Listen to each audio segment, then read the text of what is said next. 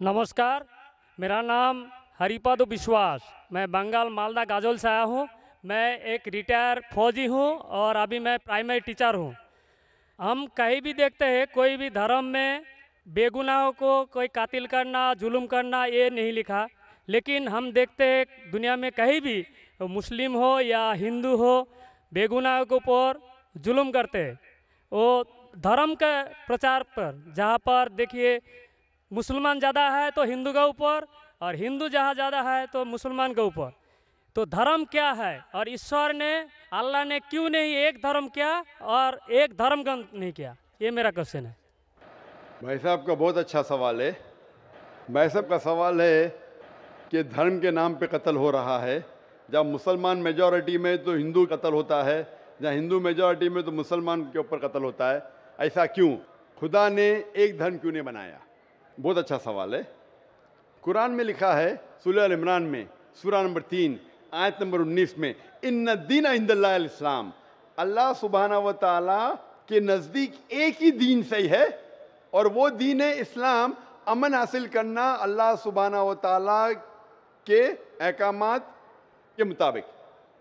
अल्लाह ने, ईश्वर ने, भगवान ने एक ही धर्म भेजा, लेकिन वक्त गुजरते हुए लोग इसमें तब्दीली लाए। इसीलिए कुरान मजीद में लिखा अल्लाह ने एक ही दीन भेजा, एक ही धर्म भेजा, वो है अमन हासिल करना अल्लाह सुब्हानहू व तआला के अहकामात के मुताबिक। इसे कहते हैं इस्लाम। आप चाहे अरबी में बोलो चाहे इंग्लिश में बोलो, peace acquired by submitting your will to God, that is the only religion. और अल्लाह सुब्हानहू व तआला ने हर दौर में पैगंबर भेजे, लेकिन जितने भी पैगंबर आए थे वो सिर्फ अपने वक्त के लिए महदूद थे और अपने लोगों के लिए थे। और जब भी पैगंबर भेजे, जब भी किताब नाजिल हुई, लोगों ने किताब को बदला और उसमें तब्दीली लाए और एक नया मजहब पैदा हो गया, एक नया दीन पैदा हो गया। तो अल्लाह ने एक नई किताब भेजी, नया पैगंबर भेजा, लोगों ने उसके ऊपर अमल किया। फिर चंद साल के बाद, 10 साल, 20 साल, 50 साल, 100 साल के बाद उसमें तब्दीली आए, लोग ने अपने फायदे के लिए उसे बदला और एक नया मजहब पैदा हो गया, एक नया धर्म पैदा हो गया। इस तरीके से अल्लाह ने कई किताबें नाजिल की और हमारे रसूल फरमाते हैं मोहम्मद सल्लल्लाहु अलैहि वसल्लम, अल्लाह ने 1,24,000 पैगंबर इस दुनिया में भेजे। लेकिन अल्लाह सुब्हानहू व तआला ने आखिरी पैगंबर मोहम्मद सल्लल्लाहु अलैहि वसल्लम और आखिरी किताब, आखिरी वही कुरान मजीद 1400 साल पहले भेजी। और इसमें अल्लाह ताला फरमाते हैं कि क्योंकि ये आखिरी किताब है, ये सिर्फ मुसलमानों के लिए नहीं, सिर्फ अरबों के लिए नहीं भेजी थी, बल्कि सारी इंसानियत के लिए भेजी थी। और क्योंकि ये आखिरी किताब है, ये महदूद नहीं 10 साल के लिए, 100 साल के लिए, 1000 साल के लिए, जब तक क़यामत आएंगी उस वक्त तक के ये किताब सही रहेंगी। और क्योंकि मोहम्मद सल्लल्लाहु अलैहि वसल्लम आखिरी पैगंबर थे, वो सिर्फ मुसलमान या अरबों के लिए नहीं भेजे गए थे, वो सारी दुनिया के लिए भेजे गए थे।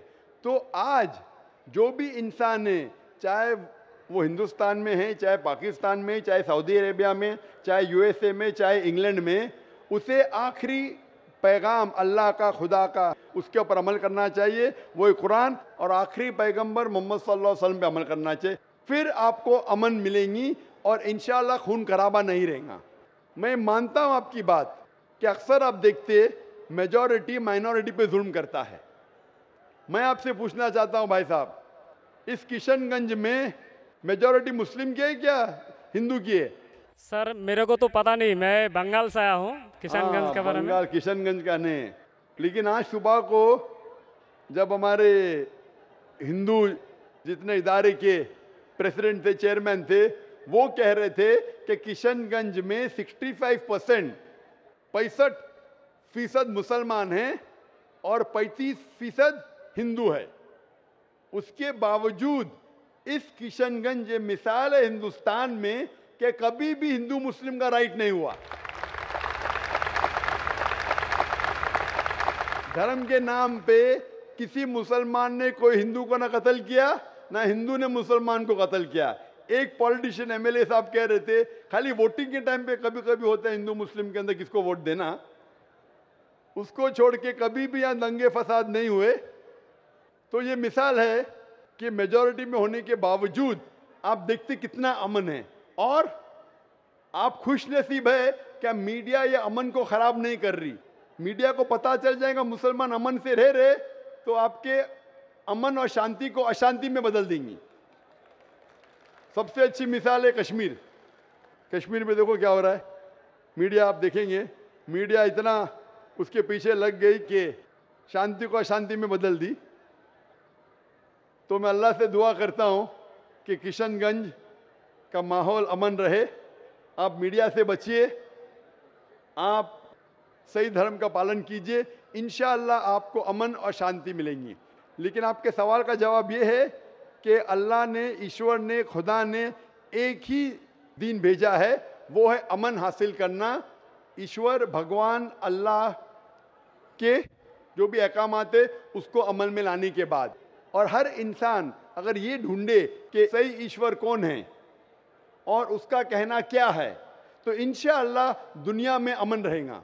लेकिन कई लोग नहीं चाहते कि दुनिया में अमन रहे, इसीलिए वो देखते हैं इस हमारे हिंदुस्तान में, सारी दुनिया में हिंदुस्तान एक ऐसा मुल्क है जहाँ सबसे ज़्यादा मज़हब के नाम पे राइट्स हुए, दंगे फसाद हुए। और इसका मैं ब्लेम डालता हूँ हिंदुस्तानी नागरिक पे ने, हिंदुस्तानी पॉलिटिशियन पे, क्योंकि अंग्रेज़ ने हमारे देश को बांटा। अंग्रेज़ आए थे हिंदुस्तान में तिजारत करने के लिए, लेकिन हम पे हुकूमत की। उनकी पॉलिसी थी डिवाइड एंड रूल, हिंदू मुस्लिम को डिवाइड किया और हम पे राज किया। अंग्रेज तो चले गए, अपनी राजनीति छोड़ गए पीछे। इसीलिए मैंने एक तकरीर किया हूं, इस टेररिज्म मुस्लिम मोनोपोली, और कहा जितने भी आप दंगे फसाद देखेंगे दुनिया में, जितने भी टेररिस्ट एक्ट डायरेक्टली और इनडायरेक्टली कहीं ना कहीं पॉलिटिशियन का हाथ है।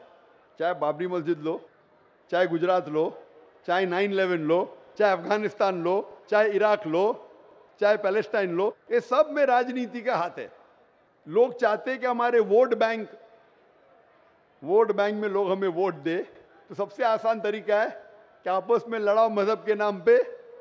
नहीं तो आम तौर पे मैं समझता हूँ हिंदुस्तानी जो नागरिक है, हिंदू और मुस्लिम, माशाअल्लाह आपस में अमन चाहते, आपस में एक दूसरे से प्यार करते।